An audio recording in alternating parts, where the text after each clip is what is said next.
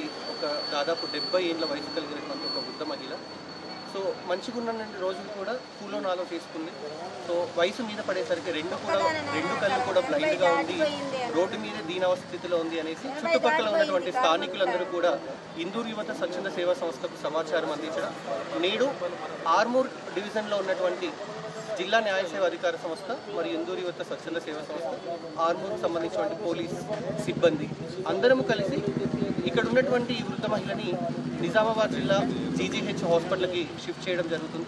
Already Nizamabad జిల్లా government hospital superintendent గారికి కూడా సమాచారం అందించడం జరిగింది. అక్కడ ఉన్నటువంటి ఆప్థమాలజిస్ట్ ప్రస్తుతం అవ్వని చూపించి ఆపరేషన్కి వర్కౌట్ అయ్యేటట్టుంటే కనుక అక్కడే ఆపరేషన్ చేసిన తర్వాత ఆమె ఆరోగ్యం మొత్తం కూడా కుదిరిన పడిన తర్వాత ఏదైనా వృద్ధాశ్రమానికి తరలించేటువంటి ప్రయత్నాలు కూడా చేసేటువంటి పరిస్థితి